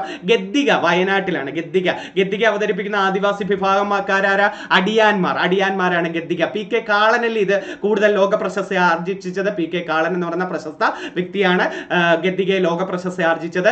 അടിയാന്മാർ വിഭാഗത്തിൽപ്പെട്ടതാ. പക്ഷെ കേരളത്തിൽ ഏറ്റവും കൂടുതലുള്ള ആദിവാസി വിഭാഗം അവരാണോ? കേരളത്തിൽ ഏറ്റവും കൂടുതലുള്ള ആദിവാസി വിഭാഗം പണിയാറാണ് അല്ലെ. പണിയാറാണ് കേരളത്തിൽ ഏറ്റവും കൂടുതലുള്ളത്. അടിയാർ വർഗ്ഗക്കാരാണ് ഗദ്ദിക എന്ന് പറയുന്ന കലാരൂപം അവതരിപ്പിക്കുന്നത്. ആരെന്ന് ചോദിച്ചാൽ അടിയാർ വർഗ്ഗക്കാരാണ്. അതുപോലെ ഏറ്റവും കൂടുതൽ പട്ടിക ജാതിക്കാർ ഉള്ളത് എവിടെയെന്ന് ചോദിച്ചാൽ നമ്മൾ പറയുന്നത് പാലക്കാട്. പക്ഷെ പട്ടിക വർഗ്ഗക്കാർ ഏറ്റവും കൂടുതൽ കേരളത്തിൽ എവിടെയെന്ന് ചോദിച്ചാൽ വയനാടേ പറയാവൂ. അപ്പോൾ പട്ടിക ജാതിക്കാർ ഏറ്റവും കൂടുതൽ എവിടെയാണ് നമ്മൾ പറയേണ്ടത്? പാലക്കാട് ജില്ലയിലാണ് നമ്മൾ പറയുന്നത്. കാക്കാരശ്ശി നാടകം തിരുവനന്തപുരത്താണ് ഏറ്റവും കൂടുതൽ അവതരിപ്പിക്കുന്നത്. കാക്കാരശ്ശി നാടകം തിരുവനന്തപുരം. പുലികളി തൃശ്ശൂര്. കുമ്മാട്ടിക്കള തൃശ്ശൂര്. കന്യാർകളി പാലക്കാട്. കന്യാർകളി എവിടെയാണ്? പാലക്കാട് ജില്ലയിലാണ്. ഓക്കെ, ഇനി 2 ഡേറ്റുകൾ കണ്ട, ഡിസംബർ 22 ജൂൺ 21. അത് പലപ്പോഴും പരീക്ഷയ്ക്ക് തെറ്റുന്നുണ്ട്. ഞാനൊരു ബോക്സ് സഹിതം ഇട്ട് തന്നിട്ടുണ്ട്. നോക്കെ, ഇന്ത്യയിൽ ദീർഘമായ രാത്രി അനുഭവപ്പെടുന്നത് ഡിസംബർ 22-നാണ്. ഇന്ത്യയിൽ ദീർഘമായ പകല് ജൂൺ 21. ശ്രദ്ധിച്ചോണേ, ഡിസംബർ 22-ന് എന്തൊക്കെ പരീക്ഷയ്ക്ക് ചോദിക്കാം എന്നൊക്കെ. ഇന്ത്യയിൽ ദീർഘമായ രാത്രി ഡിസംബർ 22. പക്ഷെ ഇന്ത്യയിൽ ദീർഘമായ പകലുള്ള ദിവസം ഏതാ? ജൂൺ 21. സൂര്യൻ ദക്ഷിണാർദ്ധഗോളത്തിൽ വരുന്നതാണ് ഡിസംബർ 22. സൂര്യൻ ഉത്തരാർദ്ധഗോളത്തിൽ വരുന്നത് ജൂൺ 21. ഇന്ത്യയിൽ കുറവ് പകല്, ഇന്ത്യയിൽ കുറവ് രാത്രി. തെറ്റിപ്പോരുത്. ഡിസംബർ 22-നാണ് ഇന്ത്യയിൽ ഏറ്റവും കുറവ് പകൽ. ഊഹിക്കാലോ, ഇന്ത്യയിൽ ഏറ്റവും കുറവ് രാത്രി ജൂൺ 21. ദക്ഷിണാർദ്ധഗോളത്തിൽ കൂടുതൽ പകലും കുറഞ്ഞ രാത്രിയും, ഉത്തരാർദ്ധഗോളത്തിൽ കൂടുതൽ പകലും കുറഞ്ഞ രാത്രിയും അനുഭവപ്പെടുന്ന ദിവസങ്ങൾ ചോദിക്കാം. ഇങ്ങനെയല്ല, ഓരോ വരിയും ശ്രദ്ധിച്ച് പഠിച്ചിട്ടേ ഹാളിക്കാറാവൂ. അവിടെ ചെന്നിരുന്നിട്ട് അതും ഇതും തെറ്റിപ്പോയി എന്ന് പറയരുത്. ദക്ഷിണാർദ്ധഗോളത്തിൽ കൂടുതൽ പകല് കുറഞ്ഞ രാത്രി, ഉത്തരാർദ്ധഗോളത്തിൽ കൂടുതൽ പകല് കുറഞ്ഞ രാത്രിയായിരുന്നു. അടുത്ത നമുക്ക് നോക്കാം. ഡിസംബർ 22 ഇനിയുണ്ട്. നോക്കെ, ഉത്തരാർദ്ധഗോളത്തിൽ കൂടുതൽ രാത്രി കുറവ് പകലും, ദക്ഷിണാർദ്ധഗോളത്തിൽ കൂടുതൽ രാത്രി കുറവ് പകൽ. വർഷത്തിൽ സൂര്യരശ്മി ഏറ്റവും തെക്ക് പതിക്കുന്ന ദിവസം ഏത് എന്ന് ചോദിച്ചാൽ ഡിസംബർ 22. വർഷത്തിൽ സൂര്യരശ്മി ഏറ്റവും തെക്ക് പതിക്കുന്ന ദിവസം. വർഷത്തിൽ സൂര്യരശ്മി ഏറ്റവും വടക്ക് പതിക്കുന്ന ദിവസമാണ് ജൂൺ 21. ഓക്കെ, ഇനി ഡിസംബർ 22-ന്റെ മറ്റു പേരുകൾ കണ്ടോ? ശൈത്യ അയനാന്തം, മകര അയനാന്തം എന്നൊക്കെ ചോദിച്ചാൽ ഡിസംബർ 22 പറയണം കേട്ടോ. ശൈത്യ അയനാന്തം എന്നും മകര അയനാന്തം എന്നൊക്കെ പറയുന്നത് എന്തിനാണ്? ഡിസംബർ 22-നാണ്. ഗ്രീഷ്മ അയനാന്തം, വേനൽ അയനാന്തം, കർക്കിടക അയനാന്തം എന്നൊക്കെ ചോദിച്ചാൽ നമ്മൾ പറയേണ്ടത് കർക്കിടക അയനാന്തം, വേനൽ അയനാന്തം, ഗ്രീഷ്മ അയനാന്തം ഇതൊക്കെ ചോദിച്ചാൽ നമ്മൾ എന്ത് പറയണം?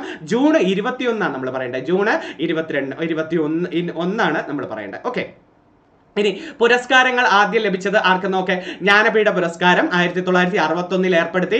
65 കൊടുത്തു തുടങ്ങി. 11 ലക്ഷം രൂപയാണ് ജി ശങ്കരക്കുറുപ്പിനാണ് ആദ്യമായി ലഭിച്ചത് എന്നൊക്കെ നമുക്കറിയാം അല്ലെ. ജി ശങ്കരക്കുറുപ്പിന്റെ ആത്മകഥ പറഞ്ഞ ഓർമ്മയുടെ ഓളങ്ങൾ അല്ലെ. ഓർമ്മയുടെ ഓളങ്ങൾ ജി ശങ്കരക്കുറുപ്പ്. ഓർമ്മയുടെ അറകൾ ആരുടെയാ? വൈക്കം മുഹമ്മദ് ബഷീർ. ഓർമ്മയുടെ തീരങ്ങളോ? ഓർമ്മയുടെ തീരങ്ങള് നമ്മുടെ തകഴി ശിവശങ്കരപിള്ളയുടെ. 2 ഉണ്ട് അദ്ദേഹത്തിന്. എന്റെ വക്കീൽ ജീവിതവും തകഴി ശിവശങ്കരപിള്ളയുടെ ആത്മകഥയുടെ പേരാ. കുട്ടനാടിന്റെ കഥാകാരനല്ലേ തകഴി. തകഴിയുടെ കൃതിയല്ലേ ചെമ്മീൻ. 64 പ്രസിദ്ധീകരിച്ച ചെമ്മീൻ സിനിമയ്ക്ക് അവാർഡ് കിട്ടി. സ്വർണ്ണ മെഡൽ ലഭിച്ചതെന്നാണ് 1965 ചെമ്മീൻ സിനിമയ്ക്ക് സ്വർണ്ണ മെഡൽ ലഭിക്കുന്നത് അല്ലെ. അപ്പം ഓർമ്മയുടെ ഓളങ്ങൾ ജി ശങ്കരക്കുറുപ്പിന്റെ, ഓർമ്മയുടെ അറകൾ വൈക്കം മുഹമ്മദ് ബഷീർ, ഓർമ്മയുടെ തീരങ്ങളിൽ നമ്മുടെ തകഴി ശിവശങ്കരപിള്ള, ഓർമ്മയുടെ ലോകത്ത് പി കേശവദേവിന്റെയാണ് കേട്ടോ. പി കേശവദേവിന്റെ ആത്മകഥ ഓർമ്മയുടെ ലോകത്ത്. 2 ഉണ്ട്. വേറൊരു ആത്മകഥയുണ്ട് എതിർപ്പുകളും പി കേശവദേവിന്റെ. അദ്ദേഹത്തിന്റെ പ്രധാന കൃതിയിൽ ഓടയിൽ നിന്ന് ആരുടെ പ്രധാന കൃതിയാണ്? പി കേശവദേവിന്റെ. പപ്പു എന്ന് പറയുന്ന കഥാപാത്രം ആരുടെ ഏത് കൃതിയിലാന്ന് ചോദിച്ചിട്ടില്ലേ? പപ്പു എന്ന് പറയുന്നത് ഓടയിൽ നിന്നാണ്. അപ്പുണ്ണി ഏത് കഥാപാത്രം? അപ്പുണ്ണി എന്ന് പറയുന്നത് 4 കെട്ടിലെ കഥാപാത്രമാണ് അല്ലെ. 4 കെട്ട്. ശ്രീധരനൊക്കെ ഒരു ദേശത്തിന്റെ കഥയിലെ ശ്രീധരൻ ഒക്കെ. രവി, അപ്പുക്കിളി, അല്ലാപ്പിച്ച മൊല്ലാക്ക, മൈമുന ഇതൊക്കെയോ കസാക്കിന്റെ ഇതിഹാസത്തില അല്ലെ. രവി, അല്ലാപ്പിച്ച മൊല്ലാക്ക, മൈമുന, അപ്പുക്കിളി ഇതൊക്കെ കസാക്കിന്റെ ഇതിഹാസത്തിലായിരുന്നു. പിന്നെ നമ്മുടെ ചേതന ഏതല്ല? ചേതന KR മീരയുടെ അല്ലെ. KR മീരയുടെയാണ് ചേതന എന്ന് പറയുന്നത്. അപ്പം ജി ശങ്കരക്കുറുപ്പിന്റെയാണ് ചേതന. ആരാച്ചാറ് KR മീരയുടെ ആയിരുന്നു. അപ്പം ജി ശങ്കരക്കുറുപ്പിന്റെ ആണ് ആദ്യമായി ജ്ഞാനപീഠം ലഭിച്ചത്. ഏത് വർഷമാ? 65. KSRTC വന്നതോ 65. KSRTC വന്നതോ 65. 11 ലക്ഷം രൂപയാണ്. സരസ്വതി സമ്മാനം 91 ഏർപ്പെടുത്തി. 15 ലക്ഷം രൂപയാണ്. ഹരിവംശറായി ബച്ചനാണ് ആദ്യമായി ലഭിച്ചിരിക്കുന്നത് അല്ലെ. ഹരിവംശറായി ബച്ചൻ നമുക്ക് ആദ്യമായി ലഭിക്കുന്നത് വനിതയ്ക്കാണ് വനിതയാണ്, മലയാളിക്ക് വനിത. സരസ്വതി സമ്മാനം നമുക്ക് മലയാളിയിൽ വനിതയ്ക്ക് ലഭിച്ചിട്ടുണ്ടോ? ഇല്ല, വനിതകൾക്ക് ഇതുവരെ സരസ്വതി സമ്മാനം നമ്മുടെ മലയാളി വനിതയ്ക്ക് ലഭിച്ചിട്ടില്ല. ജ്ഞാനപീഠം അല്ല, സരസ്വതി സമ്മാനം അല്ല, ജ്ഞാനപീഠം മലയാളി വനിതയ്ക്ക് ലഭിച്ചിട്ടുണ്ടോ? ഇല്ല, മലയാളി വനിതയ്ക്ക് ലഭിച്ചിട്ടില്ല. 65, 80, 84, 95, 2007, 2019 ജ്ഞാനപീഠം നേടിയ മലയാളികൾ 65 ജി ശങ്കരക്കുറുപ്പും, 80 എസ് കെ പൊറ്റക്കാടും, 84 തകഴിയും, 95 എം ടി വാസുദേവൻ നായരും, 2007 ഒ എൻ വി കുറുപ്പും, 2019 അക്കിത്തം അച്യുതൻ നമ്പൂതിരിക്കും അല്ലെ, അക്കിത്തം അച്യുതൻ നമ്പൂതിരിക്കുമായിരുന്നു 2019 6ാമത്തെ മലയാളി അല്ലേ. ബലിദർശനമൊക്കെ അദ്ദേഹത്തിന്റെ പ്രധാനപ്പെട്ട കൃതിയാണ്, അക്കിത്തത്തിന്റെ പ്രധാനപ്പെട്ട കൃതിയാണ്. 20ാം നൂറ്റാണ്ടിലെ ഇതിഹാസം എന്നൊക്കെ പറയുന്നത് അക്കിത്തത്തിന്റെ. സരസ്വതി സമ്മാനം ആദ്യം ലഭിച്ച മലയാളി നമ്മുടെ ബാലാമണിയമ്മ, നിവേദ്യം എന്ന് പറയുകയാണ് എന്ന കൃതിക്ക്. പിന്നെ അയ്യപ്പ പണിക്കരുടെ തെരഞ്ഞെടുത്ത കൃതികൾക്ക് കിട്ടിയിട്ടുണ്ട്. പിന്നെ നമ്മുടെ സുഗതകുമാരിയുടെ മണലെഴുത്ത് എന്ന് പറയുന്ന കൃതിക്കാണ് കിട്ടിയിട്ടുണ്ട്. സുഗതകുമാരിയുടെ മണലെഴുത്ത് എന്ന് പറയുന്നത് വാഴുവേലിൽ തറവാട്, സുഗതകുമാരിയുടെ വീട്ടുപേരാണ് വാഴുവേലിൽ തറവാട് എന്ന് പറയുന്നത്. അത് സർക്കാർ സംരക്ഷിത സ്ഥലമായിട്ട് പ്രഖ്യാപിച്ചിട്ടുണ്ട്. അപ്പോൾ സരസ്വതി സമ്മാനം 91 15 ലക്ഷം രൂപ ഹരിവംശ റായി വെച്ചനാണ്. മൂർത്തിദേവി പുരസ്കാരം 83 4 ലക്ഷം രൂപയാണ്. സി കെ നാഗരാജ റാവുണ് ആദ്യം ലഭിക്കുന്നത് അല്ലേ. ഈ മൂർത്തിദേവി പുരസ്കാരവും ജ്ഞാനപീഠവും കൊടുക്കുന്നത് ഒരേ ട്രസ്റ്റുകാർ തന്നെയാണ്. ഇത് രണ്ടും ലഭിച്ച ഒരു മലയാളി ഉണ്ട്, നമുക്കറിയാമോ? ജ്ഞാനപീഠ പുരസ്കാരവും മൂർത്തിദേവി പുരസ്കാരവും ലഭിച്ച ഒരേ ഒരു മലയാളി ആരാ? അക്കിത്ത അച്യുതൻ നമ്പൂതിരിക്ക് ഇത് രണ്ടും ലഭിച്ചിട്ടുണ്ട് കേട്ടോ. വ്യാസ സമ്മാനം 91 കൊടുത്തു തുടങ്ങി 4 ലക്ഷം രാംവിലാസ് ശർമ്മയ്ക്ക് ആദ്യം ലഭിച്ചു. പിന്നെ നമുക്ക് അടുത്തത് ടാഗോർ പുരസ്കാരം 2012 1 കോടി രൂപയാണ് പണ്ഡിറ്റ് രവിശങ്കറിനാണ് ആദ്യമായി ലഭിക്കുന്നത്. പണ്ഡിറ്റ് രവിശങ്കറിനാണ് ടാഗോർ പുരസ്കാരം. ഭട്നഗർ പുരസ്കാരം 1958 ഏർപ്പെടുത്തി 5 ലക്ഷം രൂപ കെ എസ് കൃഷ്ണനാണ് ആദ്യമായി ലഭിക്കുന്നത്. ഭട്നഗർ പുരസ്കാരം ആദ്യമായി ലഭിച്ചത് കെ എസ് കൃഷ്ണനായിരുന്നു. പിന്നെ നമ്മൾ പഠിച്ചിട്ടുണ്ട് ഇന്ത്യയുടെ നോബൽ സമ്മാനം എന്നറിയപ്പെടുന്നത് ഭട്നഗർ പുരസ്കാരം അല്ലെ. ശാസ്ത്ര രംഗത്താണ് ഭട്നഗർ പുരസ്കാരം കൊടുക്കുന്നത്. ഇന്ത്യൻ സയൻസ് അവാർഡ് 2003 25 ലക്ഷം രൂപ CNR റാവുവിനാണ് ആദ്യമായി ലഭിച്ചത്. രാജീവ് ഗാന്ധി ഖേൽരത്ന ഇപ്പം പേരൊക്കെ മാറ്റിയായിരുന്നു. 91-92 25 ലക്ഷം രൂപ വിശ്വനാഥൻ ആനന്ദിനാണ് ആദ്യമായി ലഭിച്ചത്. നമ്മുടെ വിശ്വനാഥൻ ആനന്ദ് സ്പോർട്സ് ചെസ് താരം അല്ലെ. കർണം മല്ലേശ്വരിക്കാണ് വനിത എന്ന് പറയുമ്പോൾ. മലയാളി ആർക്കാ ചോദിച്ചത്? മലയാളി നമ്മുടെ പ്രിലിംസ് പരീക്ഷയ്ക്ക് ചോദിച്ചായിരുന്നു, KM ബീന മോൾ അല്ലെ. KM ബീന മോൾക്കാണ് 25 ലക്ഷം രൂപയാണ് 91-92 കൊടുത്തു തുടങ്ങിയത്. എഴുത്തച്ഛൻ അവാർഡ് 93 5 ലക്ഷം രൂപ ശൂരനാട് കുഞ്ഞൻപിള്ളയ്ക്കാണ്. വയലാർ അവാർഡ് 77 കൊടുത്തു തുടങ്ങി 1 ലക്ഷം രൂപ ലളിതാംബിക അന്തർജനം. വള്ളത്തോൾ അവാർഡ് വർഷങ്ങളാണ് തെറ്റരുത്, ബാക്കിയെല്ലാം നമുക്ക് അറിയുന്നത്. 91 111 111 രൂപ പാലാ നാരായണൻ നായർക്കാണ് ലഭിച്ചത്.